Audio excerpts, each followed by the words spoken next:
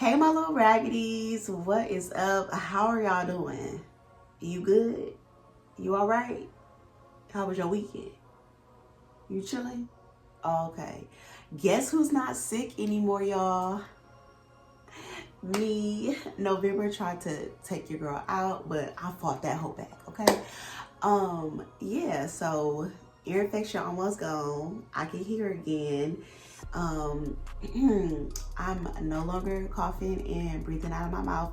And what else? And I don't got the norovirus no more. I don't got the common cold no more. Like, I'm just better.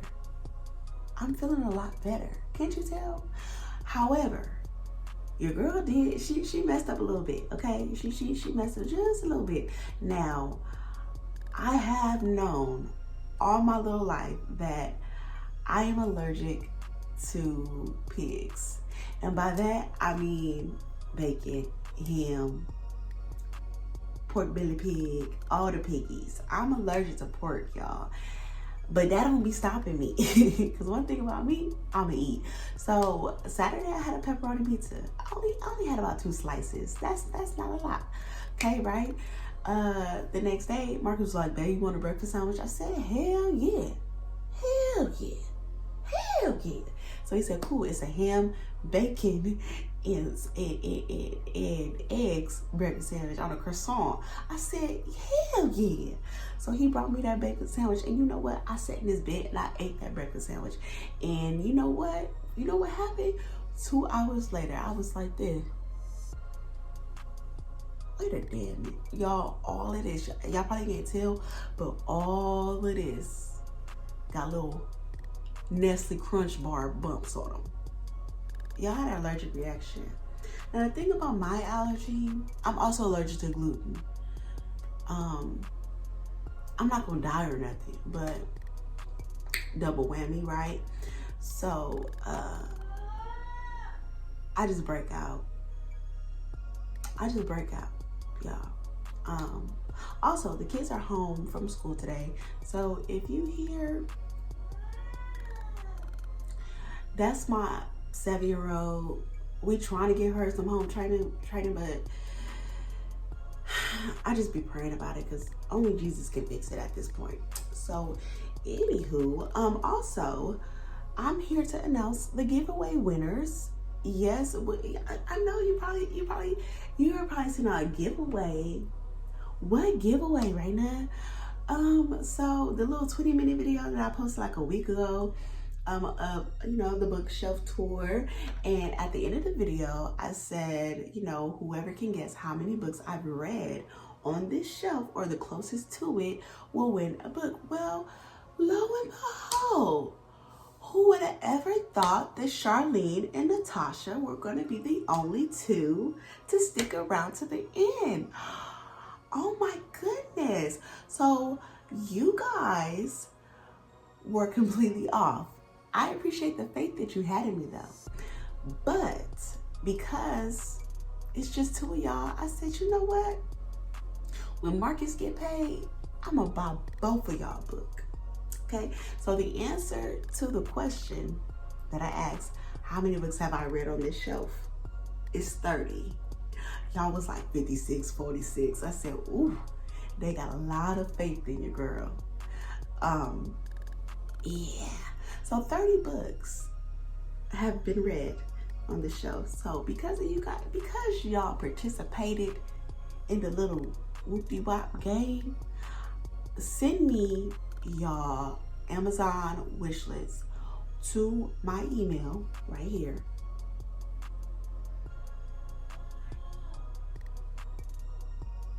And I will buy y'all a book this Friday, okay? So without further ado, let's just get into this video.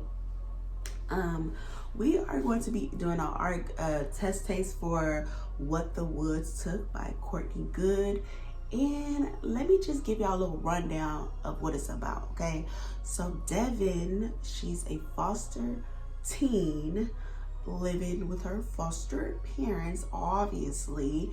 And she's in her bed, she's sleeping peacefully, she's dreaming about Snickers and Reese's and Hershey's and Sour Patch Kids and Lifesaver Gummies and all the things. She's just dreaming about all the things. And she wake up and it's two men in her bedroom. So of course not Courtney, that's the author, Devin, she about that life. She ain't getting no fight. So she trying to fight him off. She trying to, but you know, these is two grown men. So she screams for her foster parents. And sure enough, they know about this abduction. She like, hold the hell up. Y'all know they here for me? Why y'all didn't tell me?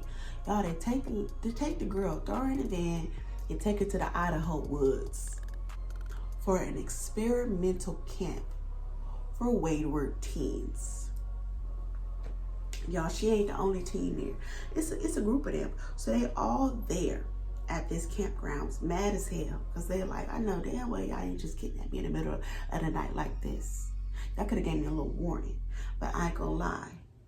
Had they would have warned me, I probably would have ran away. So points were made on both sides. Okay, so they tell all the kids, like, y'all gonna have to do a couple of tests, a couple of obstacles to, you know, it's kind of like to help you find yourself, to release those inner negative energies that you guys all have. So once you get to the end, you'll be able to find yourself and go home. They like, bet. Devin, she ready to go. She like, let's get this shit cracking. It's a little lavender head bully there that she trying to avoid because they be doing too much. And then one day, they wake up and all the camp counselors is gone. They miss it. And so now she like, what the hell is going on? And then there's faces in the leaves in the trees. The atmosphere that got real sinister. It's just a mess. So let's do a little taste test. And we're going to play the first two chapters. I think the first two chapters are really, really like a minute, 2 minutes long.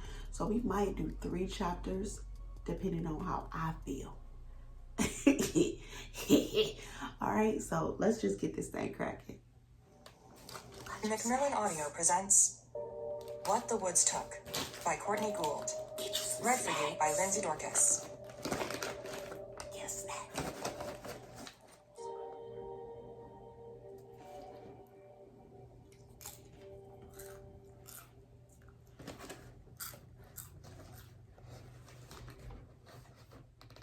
Dear Mr. and Mrs. Patton, we are delighted to share that your application to enroll Devin Green in Revive Teen Rehabilitation Journey has been accepted.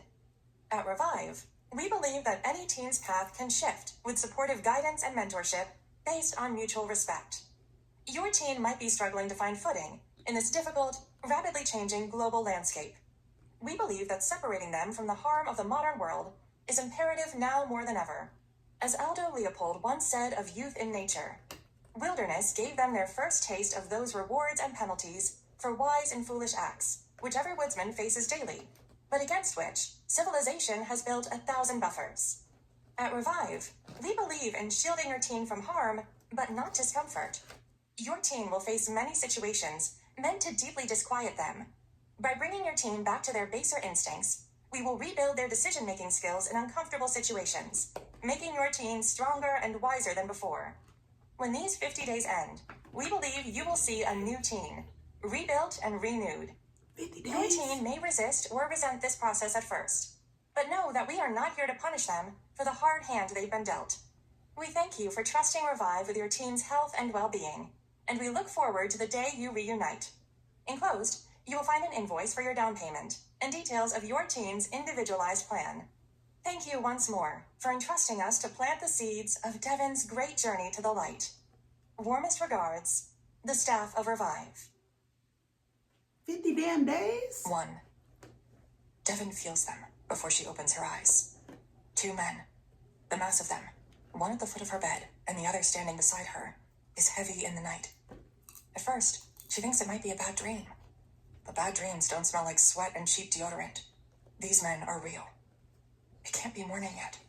Devin's limbs are still weighty with sleep. She breathes deep and stays still, keeping the rise and fall of her chest steady through the fear.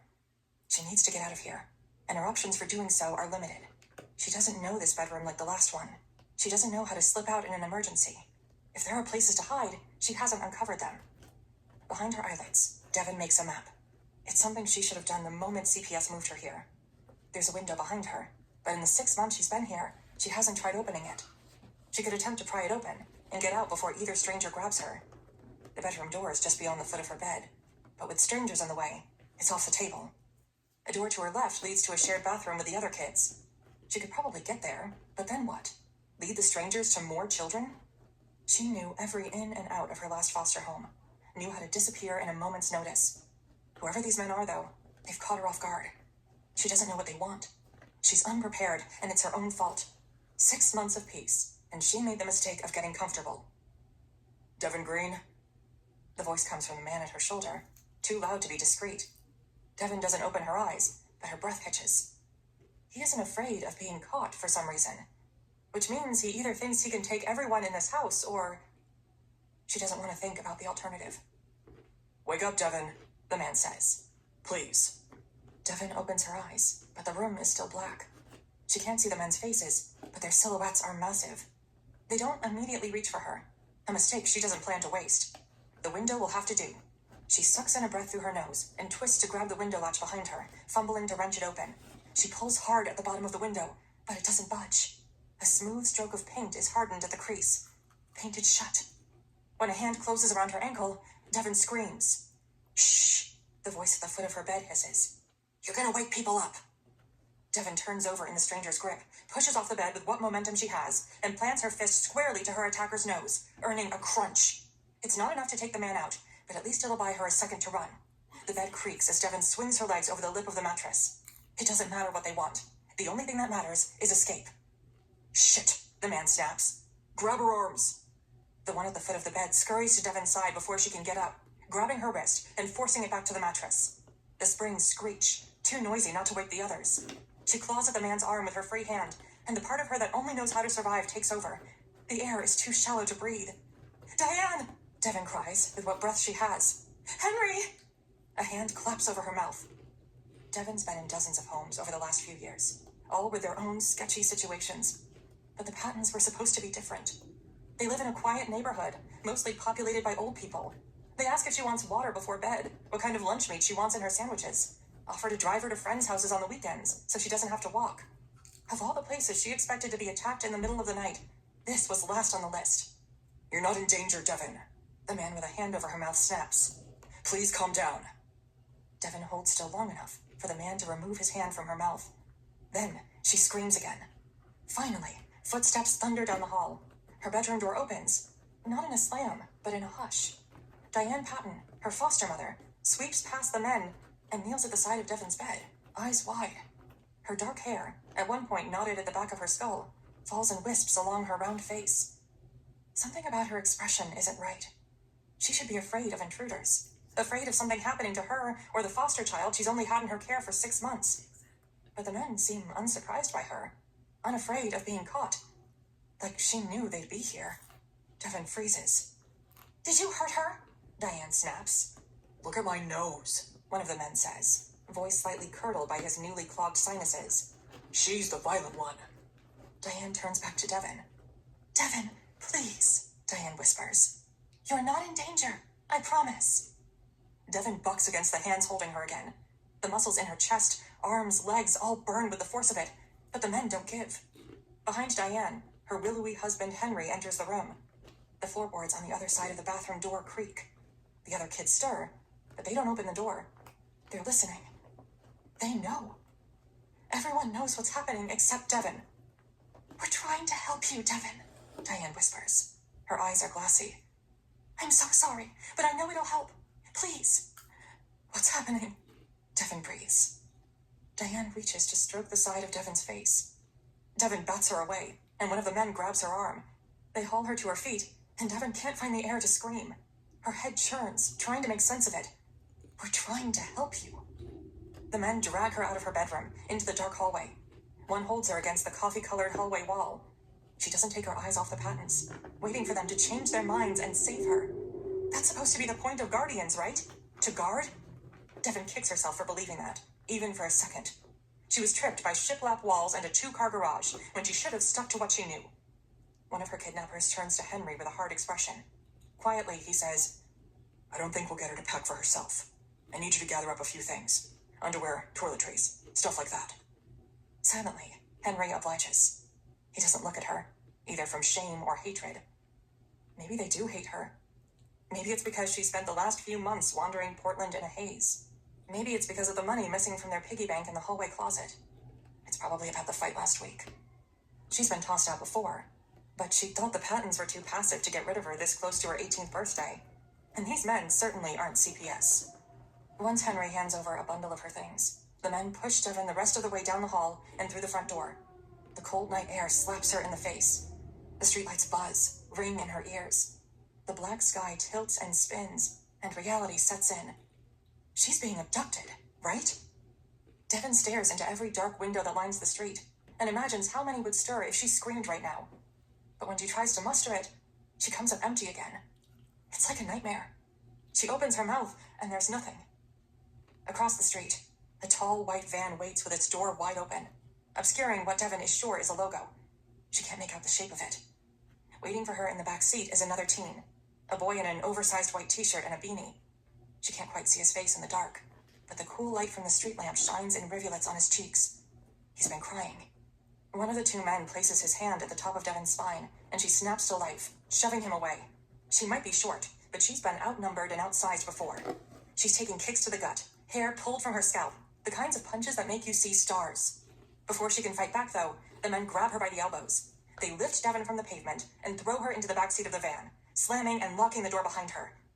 Devin gasps for air. She kicks the back of the driver's seat with all the force she can muster, but it's pointless. The boy in the back seat clears his throat. "Do something!" Devin hisses. The boy looks at her. "Like what?" Devin screams as loud as she can, finally finding the air to get the noise out. Instead of joining her, the boy covers his ears. Devin screams until her throat is raw. Outside the van, the men wait for her to finish. "Are we not being kidnapped?" Devin breathes, hoarse. "Are people cool with that now?" "Guess so," the boy offers. His voice is hoarse too. He gathers himself, eyes trained on the floor of the van. "I don't think we're being kidnapped. My dad unlocked the door for them." Devin looks at the boy for a long moment. Cold light flickers into the van from the streetlight outside, cutting a sharp line over his pale knuckles. His fingers twitch against his thigh. His curly hair is the color of wet sand, and his face is gaunt, like he hasn't eaten in weeks.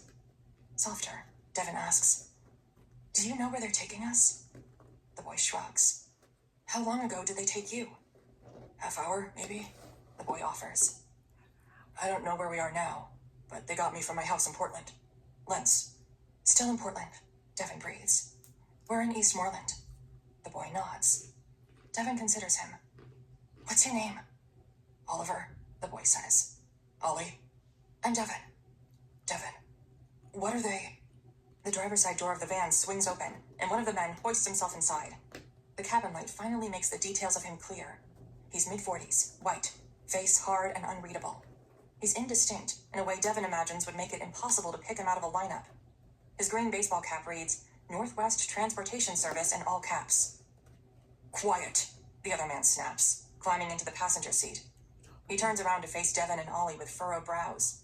He's just as indistinct as the other man, save for the thick black of his eyebrows, the unnerving blue of his eyes, and the splotchy bruise just forming across the bridge of his nose. "It's going to be a long drive, and we're only stopping for gas. Let's cover a few things right away and make this painless, okay?" Ollie nods. "What are you—" Devin starts. "First off, we're keeping talking to a minimum.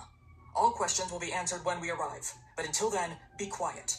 If you need food or water, let us know and we'll get you something." Devin looks at Ollie, but his gaze is trained out the window. He watches the dark windows with the same somber resignation Devin felt moments earlier. There are dozens of people on this street who could help them, but Devin isn't surprised they don't. 17 years of jumping from house to house teaches you that what should happen rarely ever does. Counting on someone else to help is like waiting to pay your bills until you've won the lottery. If you don't figure out how to take care of yourself without it, you've already lost. She thought the Pattons were good ones, but they were just another lesson. "You both understand?" Passenger seat asks. We're on a tight schedule. No running, no talking, no causing a scene, okay? Neither of them says a word. Passenger seat reiterates. Do you understand? Ollie nods. Devon narrows her eyes. Get fucked. Passenger seat looks at driver's seat and shrugs. He slaps the back of the driver's seat and says, Good enough for me. Let's roll. Ollie Baker is out of chances. Clearly, that's the message his father is trying to send by having him abducted in the middle of the night. As the van rattles out of Portland in the pitch-black night, Ollie lolls his head back and thinks about his last week at home. He tries to pinpoint the moment his father gave up on him. No, actually, Ollie already knows the exact moment. He saw it happen. The two of them standing arm's length apart in the kitchen, his father with an empty pill bottle in his clenched fist. It's been a week, but when Ollie closes his eyes, he still sees his father's dull stare, anger warping into something softer, but harder to fix. It turns out, there's a feeling worse than rage. He assumes the men are taking them to juvie, though he hasn't actually been charged with anything. Maybe it'll be boarding school or military academy, somewhere parents ship their useless kids when they realize it's no longer worth the effort. Ollie's never been good at directions, the instructional kind or the geographical kind. Beyond Portland, he knows there's a scattering of towns in Central Oregon where old people go to ski. But beyond that, he's at a loss. The farther they drive from Portland, the more the pleasant possibilities fall away, leaving Ollie with only a sinking feeling in the pit of his stomach. They make it out of Portland before the sun rises, tear down the gold spill of the Columbia River Gorge until their route bends south. They stop for gas 6 hours into the drive, in a desolate little town called Ontario. Ollie fruitlessly tries to make sense of his surroundings without speaking to the girl in the other seat. They're already in deep shit, and he's not trying to break rules and make it worse. A sign at the side of the highway declares that they might split west to Snakebite or east to Boise. When he spots the strip malls beyond the highway, each storefront toting a neon open sign, he imagines he might be able to reach the coin laundromat before the men catch him. And then what? Find his way home? The girl seems to have the same idea, minus the doubt. For her, most of the drive was spent glaring into the headrest in front of her, quietly fuming so hot, Ollie felt the temperature climb. Even now that they're stopped, her hands twitch like she's a cat, considering an open screen door. Devon, he thinks, though he's not completely sure. Listening to her speak in the backseat of the van at 2 a.m. is like trying to hear underwater. Ollie is sure he's never met her, but she looks like someone he'd be friends with back home. Her hair is shorter than Ollie's, a tangle of chestnut brown cut close to her scalp. Her eyes are dark, cheeks full, knuckles bruised. She can't be taller than 5'3", maybe 5'4", but she's stocky and boyish. Her presence fills every inch of the van.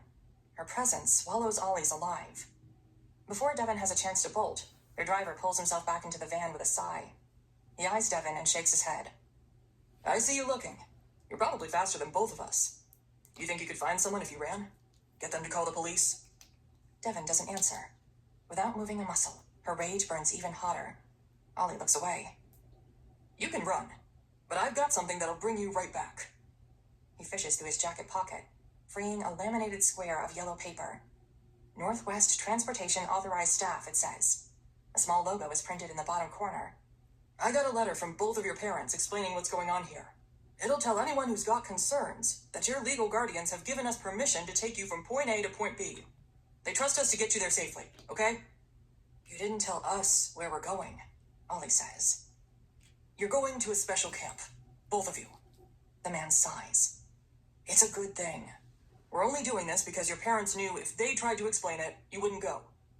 After stewing in silence for hours, Devon finally scoffs. I don't have parents. Let me out. You can get out if there's something you need. I need to pee. The man stares at Devon for a long time. His gaze slides to Ollie. You need to use the restroom? Ollie swallows. He looks out the van window at the 7-Eleven and frowns. He gets the idea that if it's not both of them taking a break, it'll be neither of them. Sitting alone in the van waiting for his kidnappers to return makes him queasy. Wordlessly, he nods. The man sighs. Okay, then both of you can unbuckle and come with me.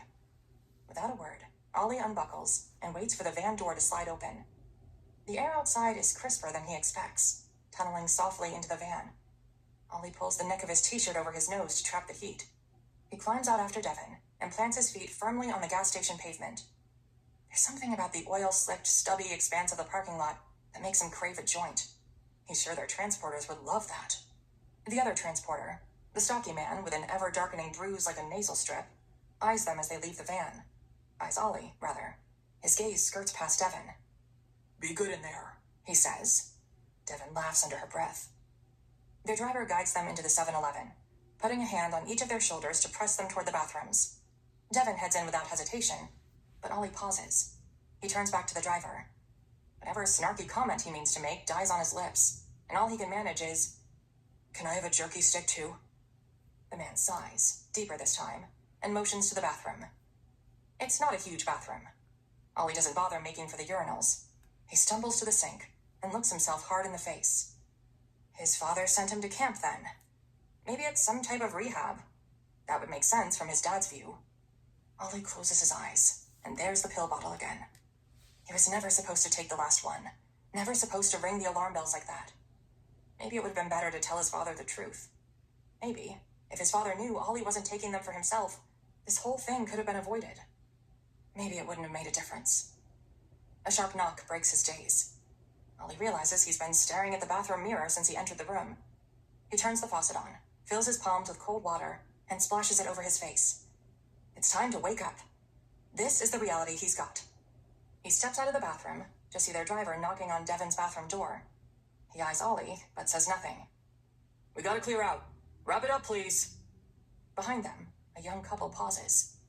Ollie thinks about approaching them while the driver focuses on Devon. He thinks about saying it quietly. "I'm being taken against my will. Please call the police." He glances back at their driver. The yellow corner of the authorization slip juts from his pocket, and Ollie's stomach sinks. The driver raps on the bathroom door again.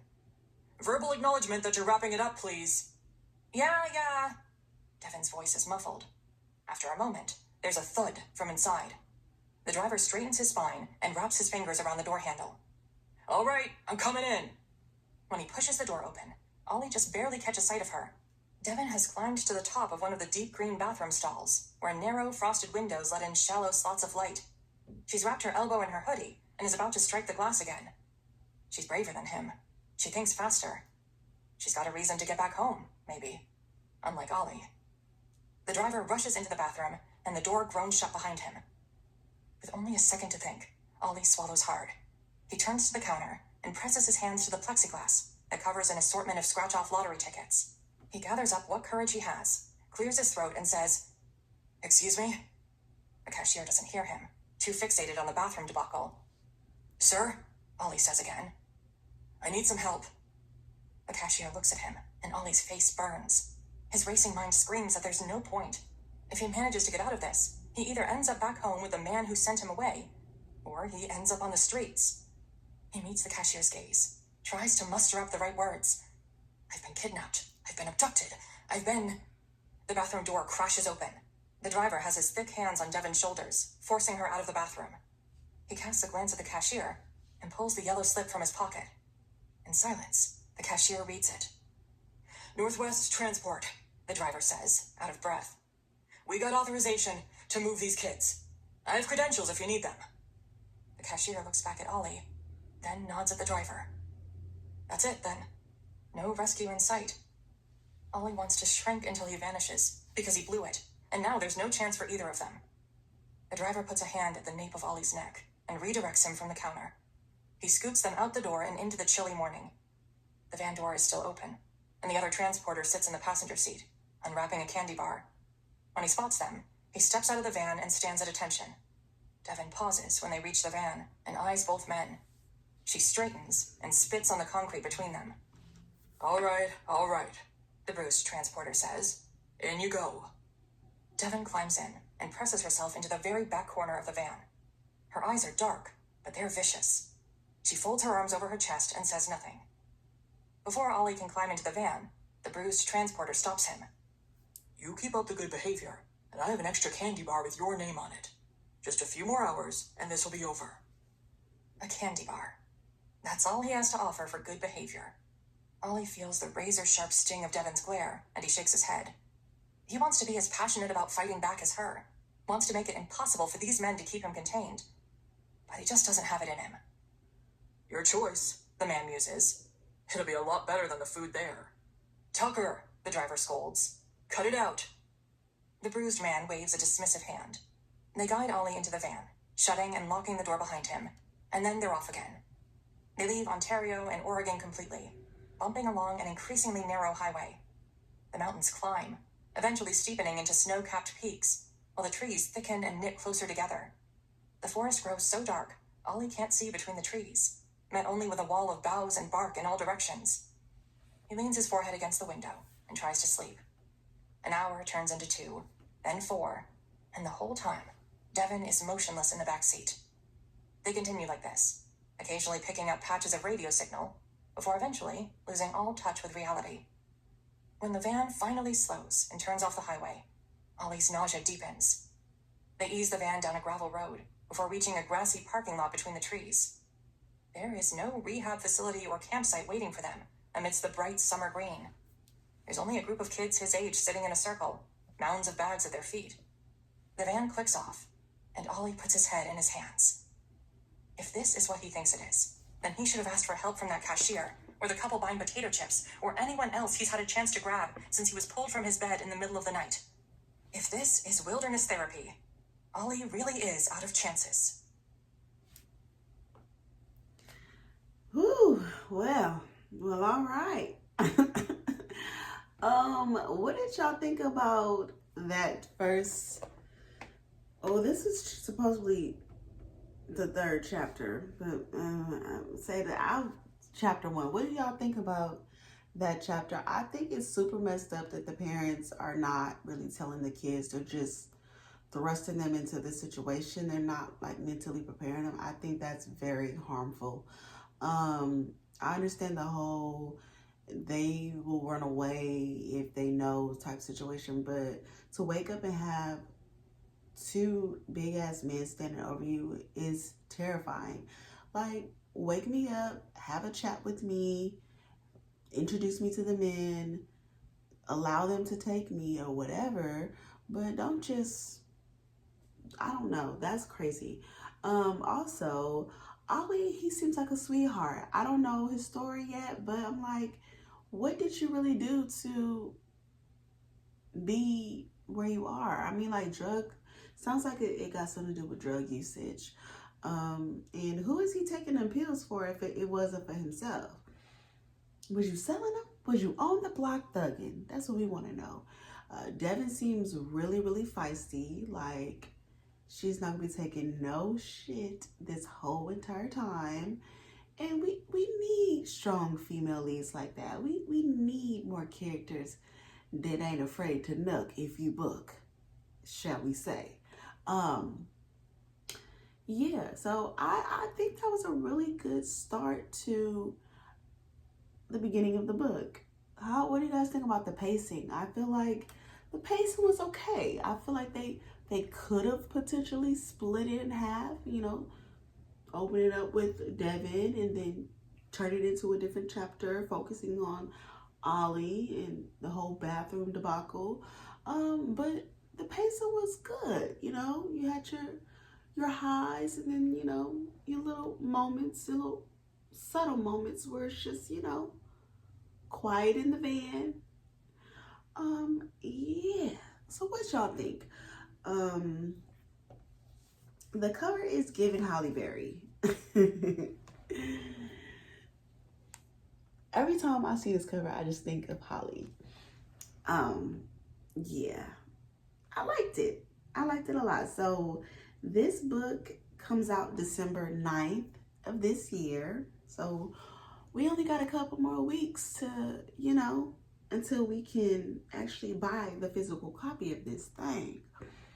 So far, so good. I'm feeling it. I like Lindsay Dorcas' narration. I like her voice. It's not annoying. The pitch is perfect.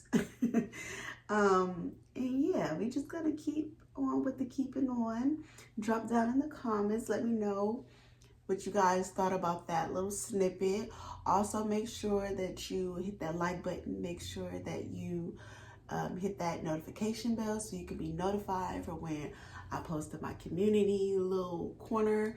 I post my shorts and all the other videos that I be posting Monday, Wednesday, and Friday. And yeah, I will see you guys on Wednesday. Stay safe, stay out the rain, bundle up, and eat good today. Okay? Happy Veterans Day.